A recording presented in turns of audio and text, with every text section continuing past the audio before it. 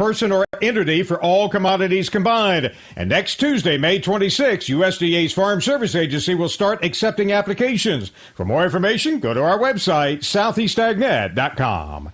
Fly season is rapidly approaching, but there's a fly control solution ready to bite back. Corathon insecticide cattle ear tags. Corathon insecticide controls horn and face flies on beef cattle, which in one study resulted in an 11.81 pound increase in weight gain over untreated calves. Bite back at flies with Corathon insecticide cattle ear tags. See product label for complete product information, indications, and application instructions. Randall Wiseman, Southeast AgNet. Hey, folks, those spring discount days just keep rolling. At Bob Wine's Camellia Gardens in Ocala, there's an unheard of buy one, get one super buy on blueberries, just $4.99. And there's also an unheard of buy one, get one free on bougainvillea, as low as $22.99. Bob has hundreds of hydrangeas, many different colors, starting at just $19.99. And as usual, all flowering trees and shade trees are buy one, get one at half price. And yes, Bob Wine's is Crepe Myrtle headquarters for all of Ocala, picked from a dozen bright and wild colors, starting as low as $24.99. Now check the ad, call ahead with your order, you don't even have to leave your car. Bob Wine's Camellia Gardens on Southeast 38th Street in Ocala, in the same blooming place since 1952. WOCA. Ocala. Today and tomorrow, partly sunny with a thunderstorm and spots in the afternoon. High today 90 to 95. High tomorrow 88 to 94. Sunday, cloudy with a thunderstorm and spots. High 86 to 92. Monday, clouds and sun with a shower or thunderstorm in the afternoon. High 86 to 90. Tuesday, some sunshine followed by clouds with a shower or thunderstorm. High 86 to 90. From the Florida Weather Center, I'm Brian. WOCA. Ocala.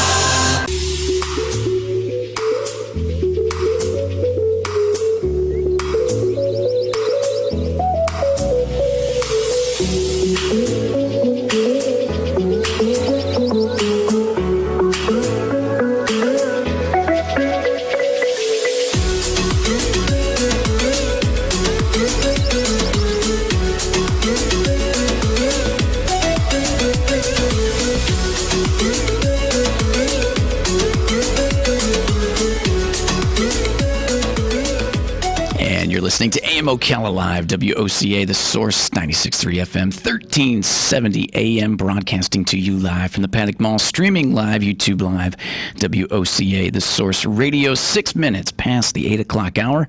And on the phone, we have Galen from Life South Community Blood Centers to round out and finish this week. Good morning, Galen. Hey, how are you this morning, Adam? Doing pretty good, partner. Pretty good. We got a 3-day weekend coming up, and I think a lot of people deserve a little R&R this weekend, as it's a little refreshing because now that we've gotten to the end of the week, I'm kind of reporting on some more articles that even made national news with Florida, and it's starting, that feeling of, okay, things are opening back up. Of course, there's guidelines, but we're starting to have more conversations about more things opening back up. It was announced that Universal Theme Park is looking to open up June 5th after, I guess, they had a positive meeting there yesterday with the Orange County Recovery Task Force. So then that means what's next is probably to follow suit is the Disney World and the Sea World. And we mentioned that some of the national parks opening up for Memorial Day weekend. And get this, partner, I just read an article. Southwest Airlines has seen their bookings and their expectation for June in travel to be much better in the numbers, as to 45% maybe of their aircraft capacity, and that's better than the 8% that it was in April. So that's some good news to carry into the weekend. What you think? Yeah, I think everybody's kind of sick of it. Yep. And I think it's been a real litmus test for what our society is willing to do or willing to give up. Yeah. And then I guess whether you think we did too much or we did enough, and I think that's why it's starting to really fall on political lines, right? I mean, right. Good point. And because I think there's a different mindset. Mm-hmm. So, my viewpoint has always been, let me decide what is safe for me. Yeah. And it's not, and then somebody on the complete opposite side would say, no, you're not smart enough. You don't have all the information. You don't have all the data.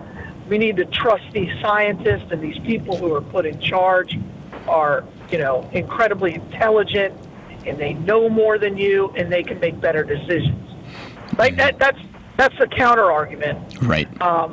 So, and where you fall is probably where you fall on the political spectrum. Right. When you think Republican, you think of little government. I don't need a whole lot of it. Let me do more of what I need to do for myself. That's true anymore. Right. If you look at the last three presidents who are Republicans, they've grown the government significantly, and I think that was the heart of the Tea Party, was trying to say, what are we spending all this money on?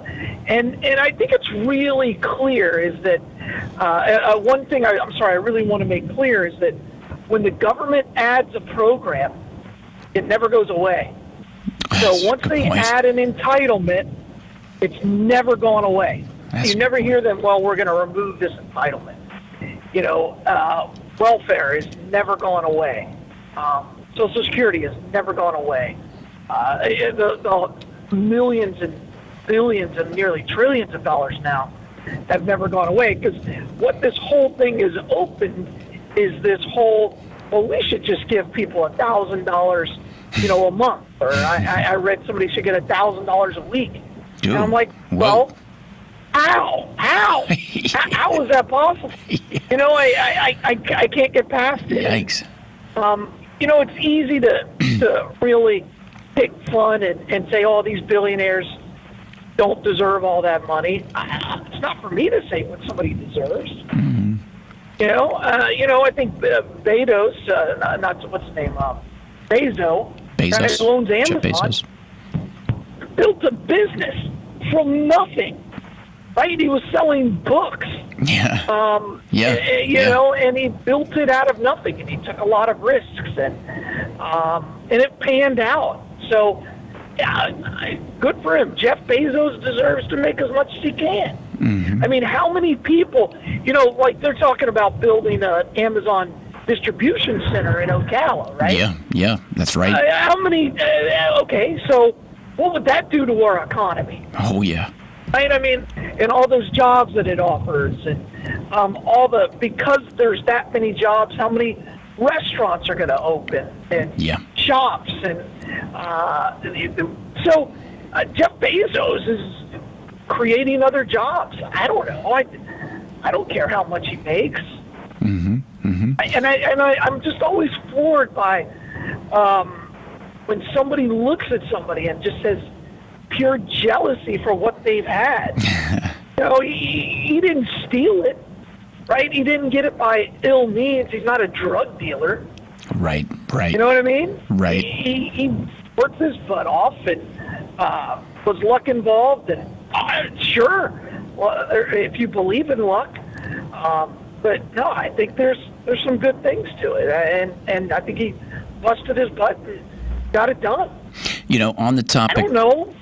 Yeah. On the topic of thinking about how, like you said, a lot of us, I think, in a general opinion, more people are ready to get things back open, even to 100%, and get with these phases and get back to work and everything else and make a living. And here's a question for you. As I heard this morning, it was brought up, Joe Rogan with his podcast and everything was starting to talk ill will about California, because he's saying it's getting to a point over there where it's getting ridiculous because of everything still being closed. How do you think people are going to react in states like that where the taxes are already so high? And what becomes of a state like that when they're still having all of these imposed government guidelines so heavy that they're not opening things back up?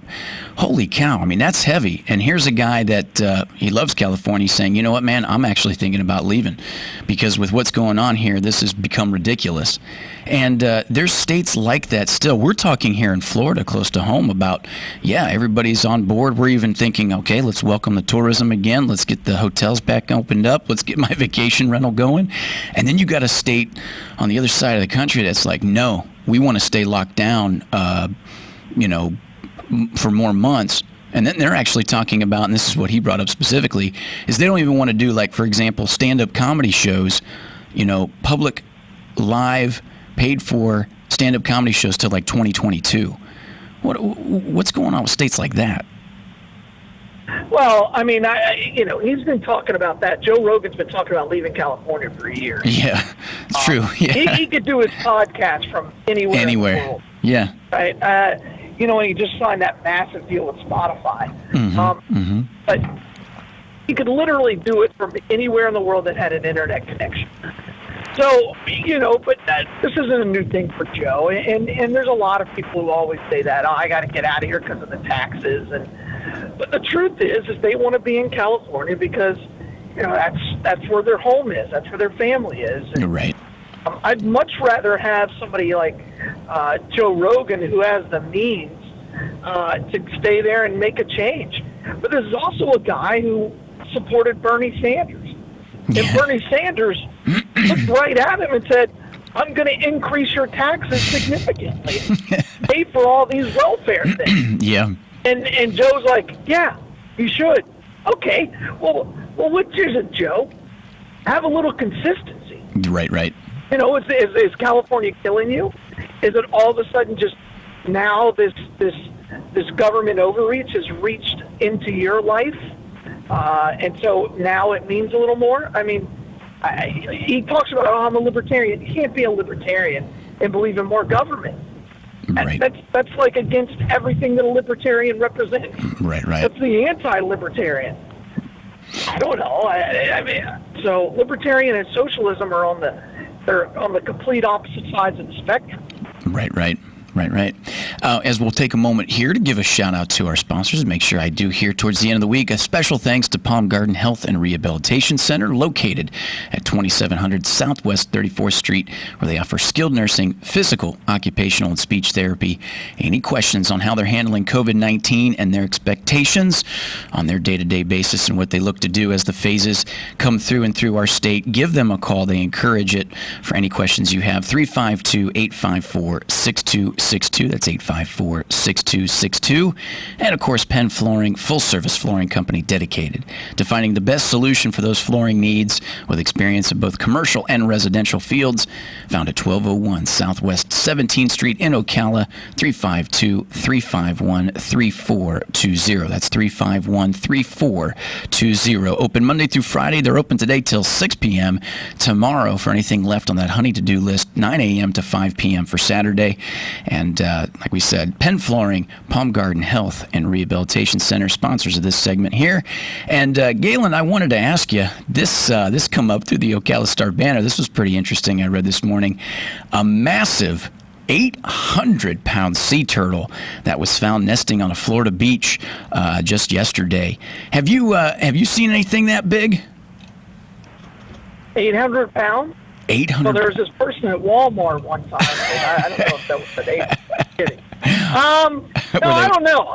That's pretty big. I mean, cars and stuff, but like a living animal. Yeah. Like that's just a massive turtle. Oh, this thing is huge. With the pictures that I mentioned to the listeners, if you get a chance on Ocala Star banner, it's awesome. Huge leatherback. I like turtles. I do too. I've seen it couldn't have been a leather. I guess it could have. Yeah. I've seen, I've been swimming with turtles. I've been in the Cayman Islands where they have a turtle farm. Oh, yeah? But nothing like 800 pounds, yeah. Yeah.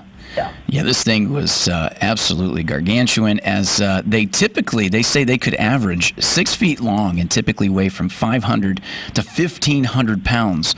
So this guy is somewhere just a little above the average, but they... probably like 50 years old or something. Yeah, yep. I don't know how old he is. They live a long time. It's incredible. They had tagged it in 2016.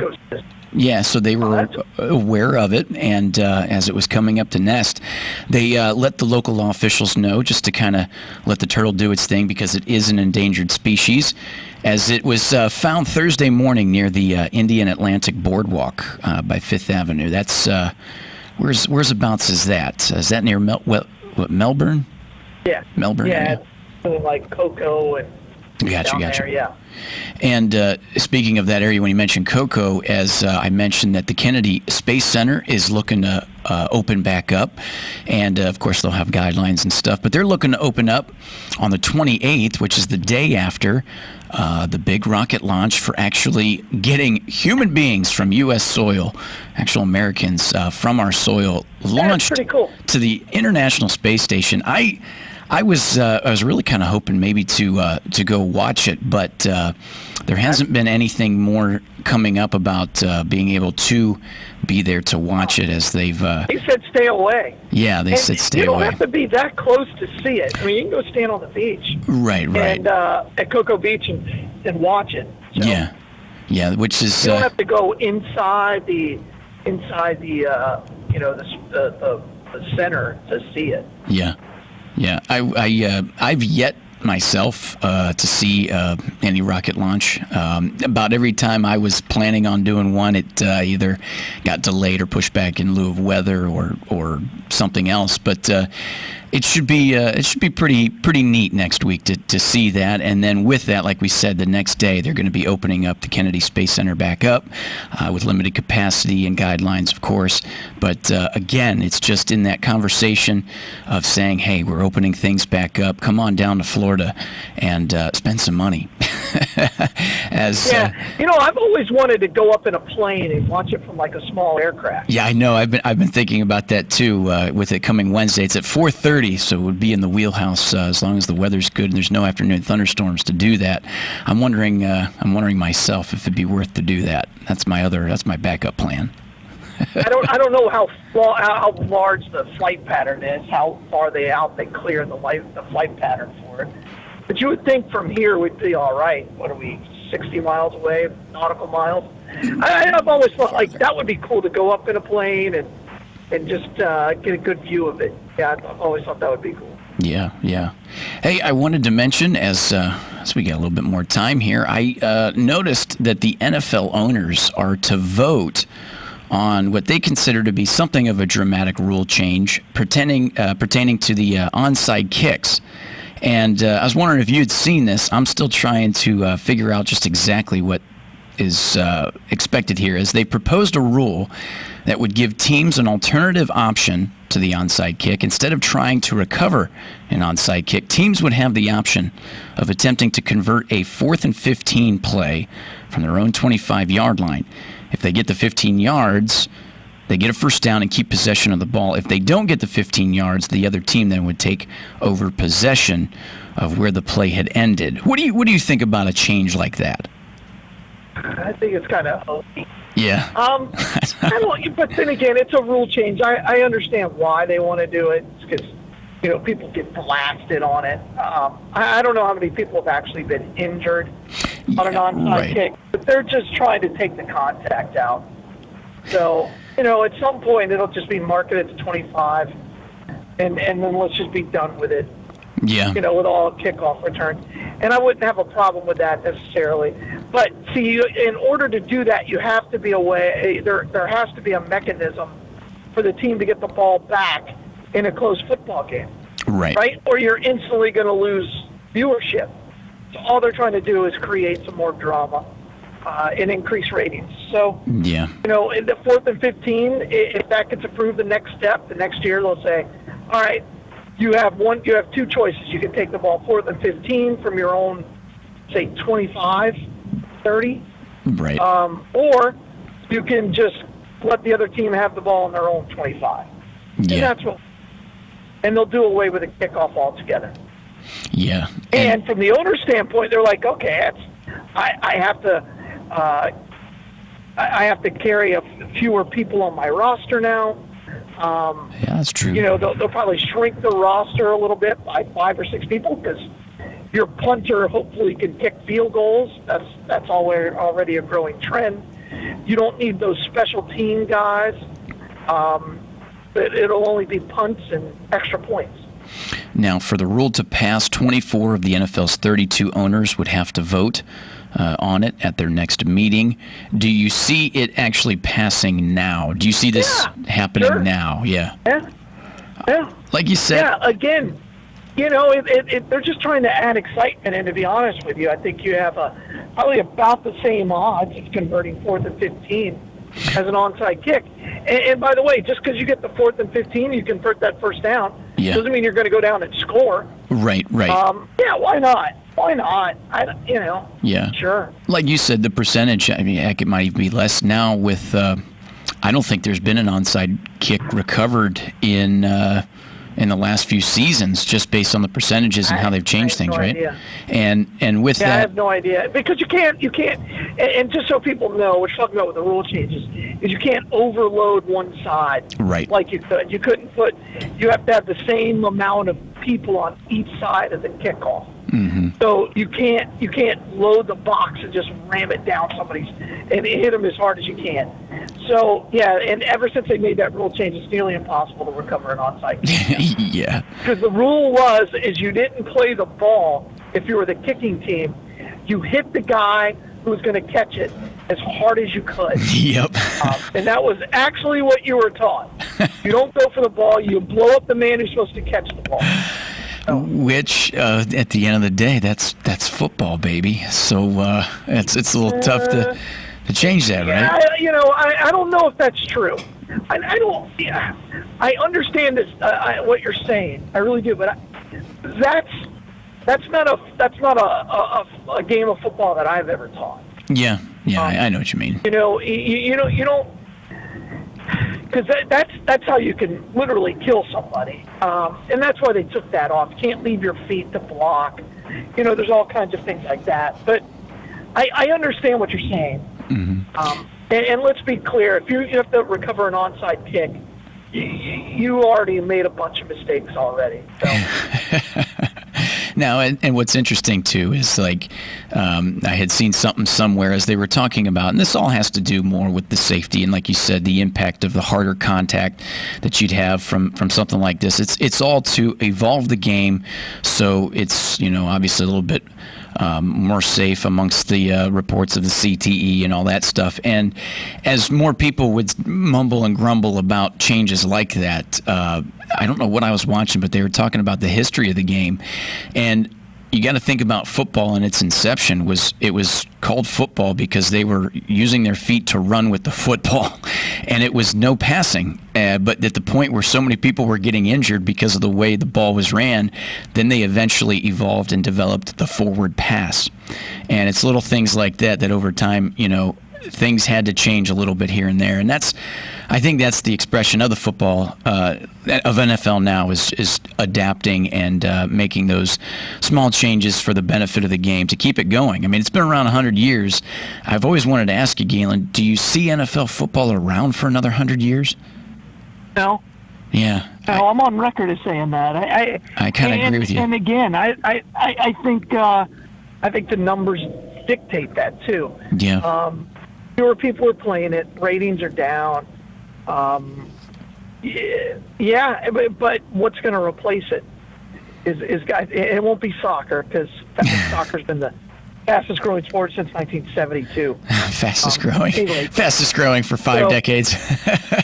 Yeah. So, I think basketball's always been pretty big. Yeah. I don't know. In 100 years, who the heck knows? Who knows? Yeah. It may be a completely different sport. It is safer now than it ever has been. I don't know. Do you remember? I won't be here in 100 years, so I don't know if I care. Yeah. Do you remember in the 90s where Fox, they still used a little robot for football, but then for a while there, they would come in with a graphic where it would be like these robots playing football. Do you remember that?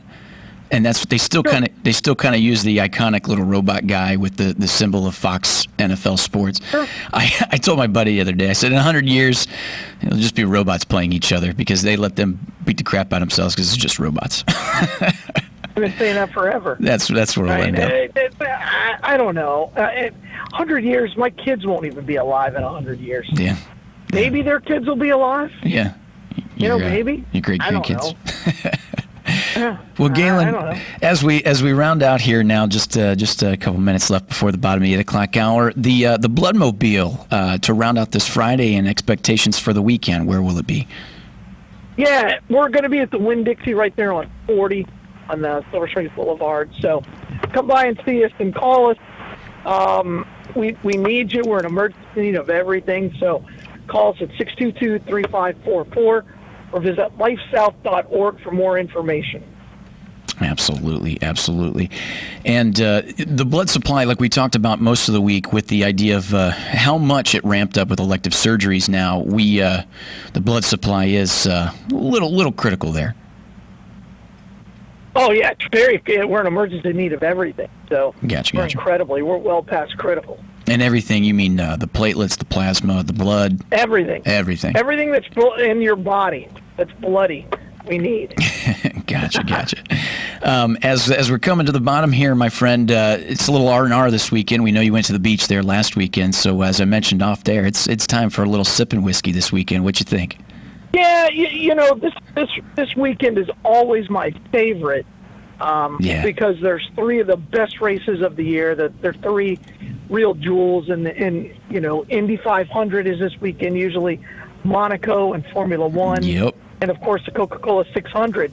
And so I would wake up, watch Monaco, then you watch the Indy 500, then you mix in, a war movie or two. Yeah. And then you watch the Coca-Cola 600, and then you don't go to bed till, like, midnight, and then you sleep till, on that Monday, you sleep late, have a barbecue, and hang outside. But all that's gone now because that's not legal.